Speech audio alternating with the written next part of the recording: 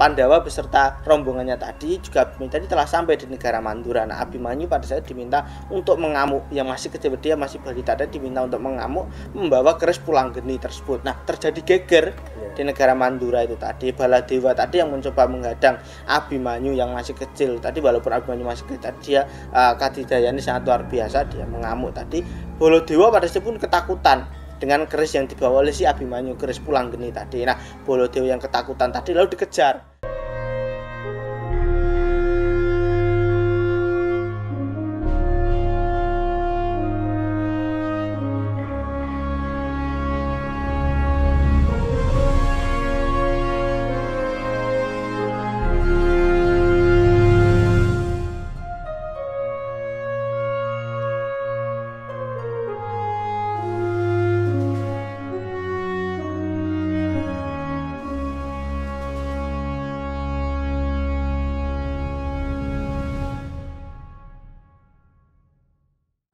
Wilujeng Rayu pemirsa, berjumpa lagi bersama saya Ari Bayu dalam acara obrolan budaya Nusantara. Nah, kali ini kita masih membahas tentang lakon, kisah maupun tokoh-tokoh yang ada di dalam pewayangan, khususnya wayang kulit Jawa. Mungkin pemirsa penasaran kali ini kita membahas tentang apa? Langsung saja kita tanyakan ke Mas Gurit. Selamat malam Mas Gurit. Selamat malam Mas Bayu. Nah, di beberapa lakon-lakon yang pernah kita bahas sebelumnya, Mas Gurit mengatakan bahwasanya Arjuna atau Permadi seringkali pergi dari kesatrian Madukara untuk bertapa atau hal yang lain. Benar sekali. Nah, lalu yang saya tanyakan Mas, bagaimana nasib dari istri-istri dan juga anak-anak Arjuna? Apakah ada lakon-lakon khusus yang menceritakan tentang hal tersebut, Mas? Oh iya, Mas Bayu. Nah, di beberapa episode kemarin kita membahas tentang Arjuna, ada juga Arjuna Buduk, ada juga Arjuna Tuli. Di situ mereka melakukan penyamaran, dan juga saya pernah mengatakan bahwa Arjuna tadi juga sering kali pergi dari kasatrian Madukara tadi untuk bertapa atau melaksanakan tugas yang lain-lainnya seperti itu. Nah, tentang bagaimana pertanyaan sangat bagus sekali menurut saya, nasibnya dari istri-istri Arjuna dan juga anak-anaknya. Tentunya karena kemarin kita bahas bahwa kalau sok Arjuna lunga bertapa nanti mesti sok bali nggawa istri mendapatkan istri baru seperti itu. Nah, tapi yang perlu diketahui bahwasanya biasanya yang di pedalangan tadi yang nampak istilah jelas atau pakeme soan seperti itu, yang hanya beberapa orang yang tahu bahwasanya istri dari Arjuna yang pakem istilahnya Sembodra, ada juga si Sri Kandi, ada juga Larasati, dan juga ada beberapa yang lainnya. Nah, jadi sepertinya istrinya banyak sekali Mas Boy. Namun yang disebutkan pedalangan biasanya hanya cuma itu. Nah, lalu bagaimana nasib-nasib dari istri yang ditinggal tadi di Madukara tadi? Biasanya kalau Arjuna lunga pergi dari Madukara tadi, biasanya mereka lalu menyamar untuk mencari Arjuna. Tadi Arjuna lunga iso digoleki. Seperti itu Mas Bayu. Nanti mungkin ada kisah-kisah lakon-lakon yang lain nanti bisa disambung di lain tempat. Namun kali ini ada sebuah lakon Mas Bayu yang menurut saya juga menarik, tentang jika si perjalanan ini tadi, lakon di mana Arjuna pergi tadi, bagaimana nasib dari istrinya yaitu Sembodra, dan juga ada juga Sri Kandi dan juga yang lain-lain. Nah, ada sebuah lakon yang mengisahkan hal tersebut yang berkaitan dengan istri dan juga anaknya Arjuna. Ada juga lakon Abimanyu Gendong. Nah, ada lakon yang saya ketahui, ada lakon Abimanyu Gendong. Lakon tersebut juga menurut saya sangat menarik. Nah, dimulai ketika di negara Ndorowati, Prabu Kresna tadi suatu hari kedatangan tamu yaitu kakaknya, Prabu Baladewa yang bukan Raja Mandura pada saat itu. Nah, mereka sedang membahas tentang Arjuna yang lunga, Arjuna yang pergi dari kasatrian Madukara tadi sudah cukup lama dan juga belum terlihat timbul atau belum kembali juga. Dan pada saat ternyata istrinya Dewi Sembodra tadi sudah diboyong ke negara Ndorowati, dititipkan di negara Ndorowati, di negara Kresna. Dan pada saat itu Baladewa tadi diceritakan ingin memboyong Dewi Sembodra tadi yang sudah lama di Ndorowati, ingin diboyong ke negara Mandura untuk sementara waktu pada saat itu. Nah, lalu apakah Prabu Kresna mengizinkan hal tersebut, Mas? Oh ya Mas Bayu. Nah, diceritakan pada saya Prabu Kresna Prabu Kresna karena ya percaya karena kan tunggalnya ada 3 Baladewa, Kresna dan juga Sembodra. Tadi kan kakak Dewi. Nah, Kresna pada itu mengizinkan agar si Dewi Sembodra beserta Abimanyu yang pada saat itu masih kecil tadi dibawa oleh si Prabu Baladewa ke negara Mandura pada saat itu, Mas Bayu. Nah, selanjutnya setelah dibawa pergi, setelah kepergian dari Prabu Baladewa tadi, Kresna tadi lalu memanggil anaknya, yaitu Raden Sombo, dan menceritakan bahwasanya bibinya yaitu Sembodra tadi dibawa oleh Baladewa. Sebenarnya ada hal yang mengganjal di dalam hati Kresna tadi.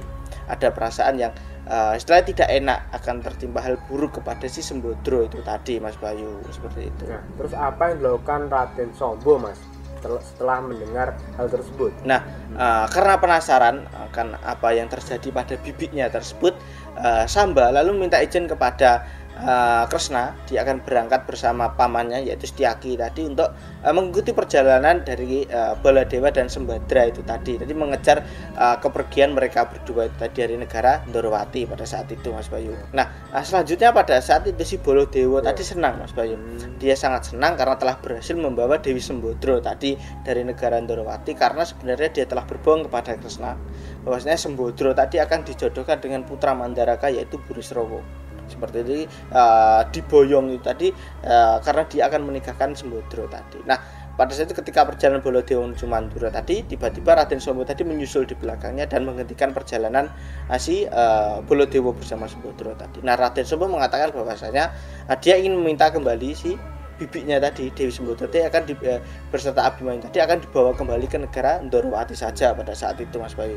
Nah, lalu bagaimana respon dari Baladewa, Mas, setelah mendengar perkataan dari Raden Sombo tadi? Nah, karena merasa niatnya tadi akan dihalang-halangi Sembodra arti rabek ning karo Burisrawa tadi, Prabu Baladewa pada saat tidak mengizinkan kepada Sombo untuk membawa kembali bibinya tersebut. Nah, dia lalu pada saat itu bahkan mengancam menggunakan pusakanya yang berwujud Alugoro pada saat itu. Nah, Sombo pada saat itu tidak takut, dia terus memaksa untuk bisa membawa si Sembodra tadi. Nah, akhirnya pada saat itu Baladewa pun juga gampang emosi pada saat itu, dan dia menggunakan senjata Alugoro tadi hingga membuat di situ Sombo, Setyaki dan juga Patih Udawa tadi terkena pusaka Alugoro tersebut yang menghalangi yang tadi dikenai pusaka Alugoro tersebut, Mas Bayu. Dan Baladewa akhirnya setelah Sombo, Setyaki, Udawa terpental sangat jauh, dia lalu melanjutkan perjalanan kembali menuju negara Mandura sambil membawa si Abimanyu dan juga si Sembodra itu tadi. Oh, jadi si Raden Sombo itu terpental sangat jauh ya, Mas? Terkena pusaka Alugoro. Dia gagal pada saat itu. Nah, pada saat perjalanan si Baladewa tadi sesampainya di tengah hutan, nah kereta yang membawa Dewi Sembodra dan Abimanyu tadi dihentikan. Nah, Baladewa lalu pada itu memanggil salah satu abdinya, patihnya, yaitu Patih Pragoto tadi. Istilahnya dibisiki oleh si Baladewa, diberi tugas untuk membawa bayi Abimanyu tadi untuk dibawa ke tengah hutan dan akan dibunuh. Jadi ngutus Patih tadi untuk membunuh Abimanyu yang masih kecil tadi, dan di situ Sembodra akan dibawa ke negara Mandura pada saat itu. Jadi Baladewa mengutus Patihnya untuk membunuh Abimanyu. Benar sekali seperti itu, Mas. Lalu apakah Patihnya itu menjalankan perintah dari Baladewa? Nah, Patih Pragoto tadi lalu karena dia tidak berani membangkang kepada tuannya, si Baladewa tadi lalu dia membawa bayi Abimanyu yang masih kecil tadi masuk ke dalam tengah hutan. Nah, sesampainya di tengah hutan diceritakan dia juga tidak tega. Dia tidak tega membunuh si Abimanyu karena masih kecil, masih bayi, balita lah bisa dikatakan seperti itu. Nah, lalu Abimanyu pada saat tidak jadi dibunuh, akan tetapi dimasukkan ke dalam pagrogolan atau jebakan hewan yang saya katakan, dan akhirnya dia ditinggal di tengah hutan tersebut, Mas Bayu. Dan akhirnya Pragoto tadi setelah menaruh Abimanyu di pagrogolan tadi, dia lalu kembali menyusul rajanya tadi kembali ke negara Mandura, sedangkan Abimanyu tadi menangis sendirian di tengah hutan. Betapa kasihannya si Abimanyu tersebut, Mas Bayu. Jadi Abimanyu yang masih kecil tadi tidak jadi dibunuh. Benar sekali, Mas Bayu. Terus selanjutnya itu bagaimana, Mas, Abimanyu ditinggalkan di tengah hutan sendiri? Sebentar, Mas, sebelum Mas Guri cerita lebih lanjut, silahkan dulu.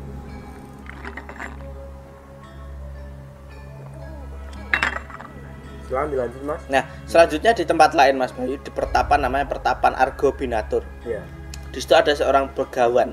Begawan tersebut bernama Begawan Gondowacana. Nah, diceritakan suatu hari dia tadi ditangisi oleh cucu laki-lakinya yang sudah dewasa bernama Bambang Gondokusumo, yang diceritakan Bambang Gondokusumo tadi ingin mencari tahu siapakah sebenarnya orang tuanya.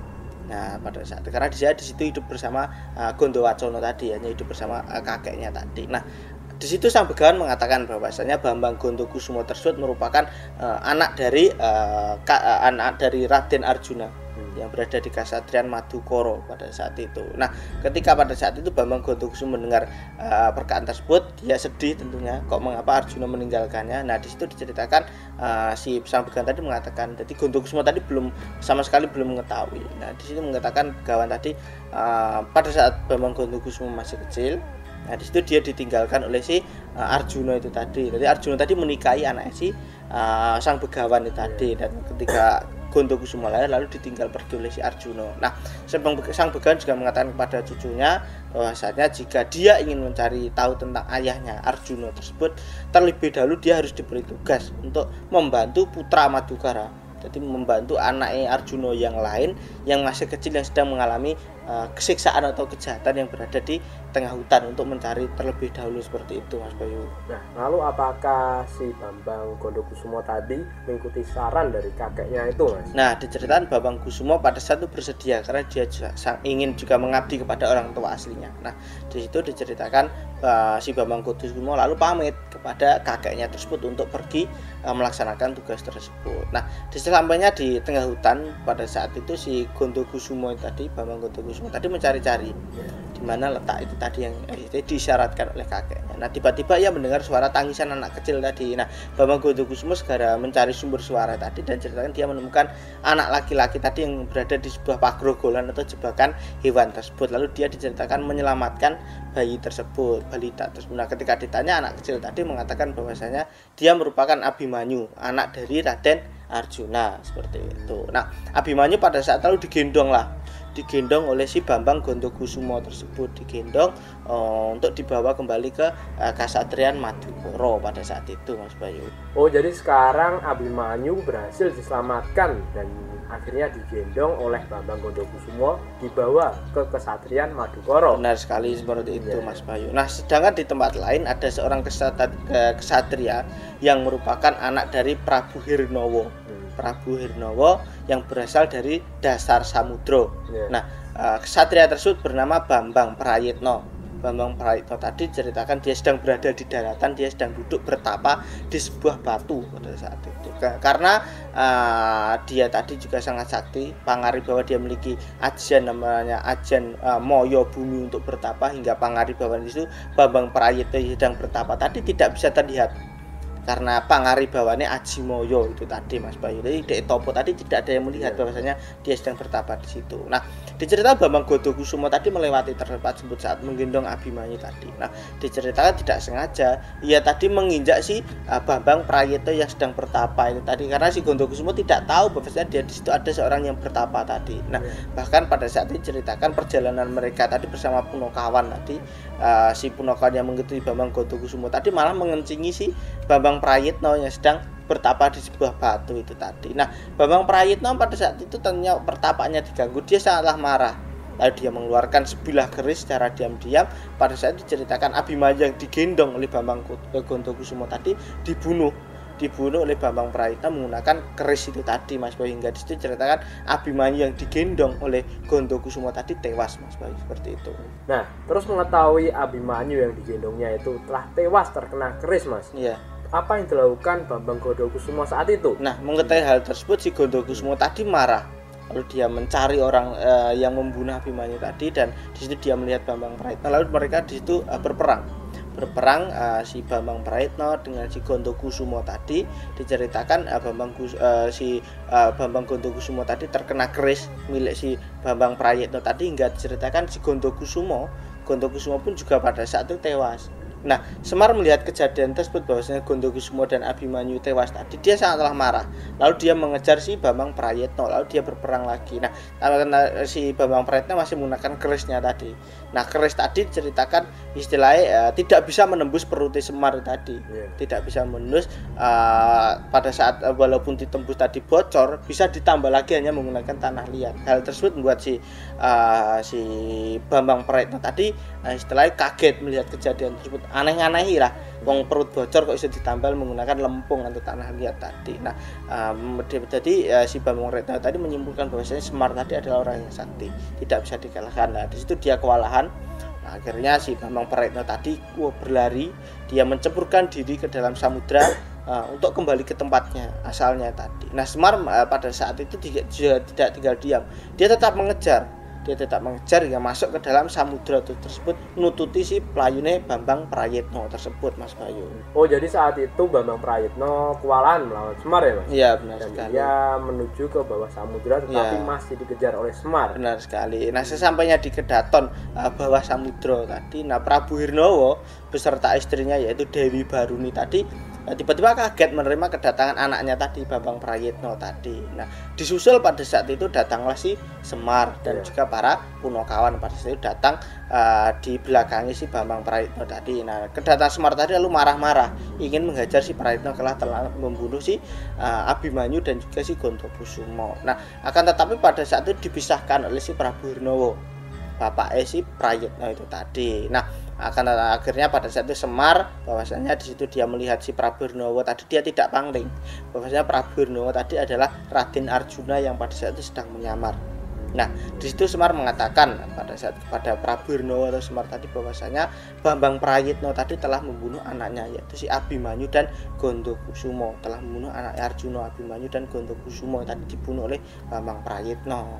Nah, terus apa yang dilakukan si Prabu Hirnowo, Mas, setelah mendengar cerita dari Semar? Nah, di situ diceritakan si Prabu Hirnowo tadi lalu minta pamit kepada istrinya tadi, Dewi Baruni tadi, untuk bersama-sama Semar tadi keluar dari dalam air untuk menyelesaikan masalah tersebut. Nah, akhirnya setelah Prabu Hirnowo keluar dari dalam air tadi, dia badar menjadi Arjuna dan bersama Punokan tadi sampainya di daratan, lalu dia menemui mayat si Abimanyu dan Gondokusumo. Lalu di situ Arjuna menghidupkan kembali kedua anaknya tersebut. Nah, setelah kedua anak Arjuna tadi setelah bisa hidup lagi dan sembuh, lalu dibawa bersama-sama ke negara Amarta pada saat itu. Jadi si Praitno dan Dewi Baruni ditinggalkan di dasar samudra, sedangkan si Arjuna bersama Gondokusumo dan Abimanyu tadi dibawa ke negara Amarta. Nah, sedangkan di negara Amarta Prabu Puntadewa tadi sedang bersama Bima dan juga kembar. Nah, mereka juga sedang bermusyawarah tentang Dewi Sembodra pada saat itu diceritakan diboyong oleh Prabu Baladewa di negara Mandura. Nah, tiba-tiba datanglah Arjuna bersama Abimanyu dan Gondokusumo tadi. Nah, Arjuna pada saat menceritakan kejadian yang baru saja dia alami, mengatakan bahwasanya ia baru saja menikah dengan putra dari Batara Baruna yang bernama Dewi Baruni dan telah memiliki anak yang bernama Bambang Praitno pada saat itu. Nah, diceritakan pada saat itu Abimanyu tadi juga menceritakan tentang dirinya yang disiksa di tengah hutan oleh si Prabu Baladewa dan ditinggalkan di tengah hutan oleh si Patih Pragoto tadi, lalu diselamatkan oleh Bambang Gondokusumo itu tadi, Mas Bayu. Nah, terus apa yang dilakukan para Pandawa, Mas? Nah, pada saat itu selanjutnya para Pandawa memutuskan, karena mendengar cerita dari Abimanyu itu tadi bahwasanya ibunya dibawa ke negara Mandura dan dirinya malah ditinggal di hutan tadi. Jadi Pandawa tadi merasa ada hal yang ganjal, maka dia ingin menuju ke negara Ndorowati mengajak si Kresna tadi untuk menyelesaikan masalah tersebut. Nah, di tengah perjalanan Pandawa tadi bertemu dengan Sombo dan Setyaki beserta Udawa tadi mengatakan bahwasanya mereka baru saja berperang melawan Prabu Baladewa karena ingin merebut Dewi Sembodra yang berada di tangan Baladewa, karena dia tahu bahwasanya Sembodra akan dinikahkan dengan si Burisrawa. Nah, akan tetapi diceritakan si Sombo dan si rombongan tadi terkena pusaka Alugoro hingga dirinya terpental pada saat itu. Dan akhirnya karena sudah jelas bahwasanya Sembodra niatnya Baladewa tadi ingin menjodohkan Sembodra dan Burisrawa, lalu para Pandawa beserta Sombo tadi kembali dulu ke negara Ndorowati untuk mengajak si Kresna. Nah, diceritakan Kresna tadi menerima kedatangan para Pandawa dan juga anaknya dan rombongan tadi dan menanyakan tentang nasibnya Dewi Sembodra tadi kok dibawa si Baladewa tadi. Nah, Kresna mengatakan bahwasanya sang Dewi tadi dibawa Baladewa ke negara Mandura. Dia tidak tahu bahwasanya Baladewa tadi ingin menikahkan si Sembodra dan Burisrawa, Maka di situ Krishna mengatakan kepada para Pandawa tadi agar meluruk saja ke negara Mandura pada saat itu, Mas Bayu. Nah, sedangkan Abimanyu tadi dipegangi sebuah senjata namanya keris Pulanggeni tadi untuk nantinya bisa mengamuk di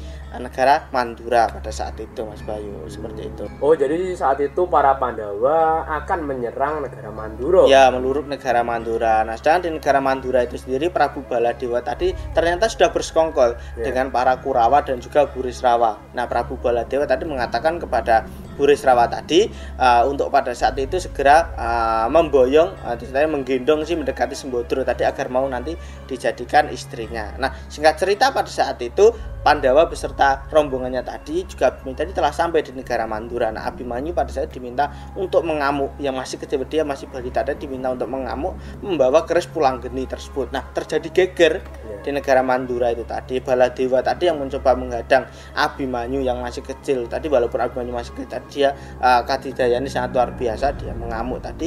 Baladewa pada saat pun ketakutan dengan keris yang dibawa oleh si Abimanyu, keris Pulanggeni tadi. Nah, Baladewa yang ketakutan tadi lalu dikejar lalu dikeroyok oleh Bima, Arjuna, Gatotkaca dan sama lain, dikeroyok pada saat dikunteli. Mengapa Baladewa melakukan hal tersebut, Mas Bayu? Nah, Prabu Baladewa lalu dipukuli oleh orang-orang tersebut dan akhirnya dia mengaku tobat dan mengaku bahwasanya dia itu salah. Nah, hal tersebut Kurawa tadi beserta para Burisrawa tadi istilahnya tidak terima Baladewa tadi, akhirnya dia bergantian mengamuk menyerang para Pandawa, akan tetapi Burisrawa dan Kurawa tadi berhasil dikalahkan oleh si Bima, hingga Kurawa dan juga Buris tadi bubar maut seperti itu. Akhirnya Sembodro bisa kembali dengan si Arjuna beserta Abimanyu dan juga Gondokusuma berhasil menemukan ayahnya yaitu Raden Arjuna, seperti itu, Mas. Mungkin itu dulu yang bisa saya sampaikan untuk pertemuan kali ini. Untuk lakon kisah kita kali ini membahas tentang lakon Abimanyu Gendong. Ya, mungkin di gendongnya bisa dilakon Abimanyu Gendong tadi karena si Abimanyu diselamatkan oleh Gondokusuma di tengah hutan tadi, digendong ke bawah negara, dibawa ke Kasatriyan Madukara itu tadi. Terima kasih ya Mas Gurit. Sama-sama. Saya tadi nanti bisa dilanjut cerita di episode selanjutnya. Iya, Mas Bayu. Nah, itu tadi pemirsa cerita dari Mas Gurit tentang lakon Abimanyu Gendong, di mana kita mengetahui terdapat anak-anak Arjuna yang belum kita bahas sebelumnya, yaitu Bambang Prayitno dan juga Bambang Gondokusumo. Dan akhirnya mereka bisa bersama-sama kembali di Kesatrian Madukara.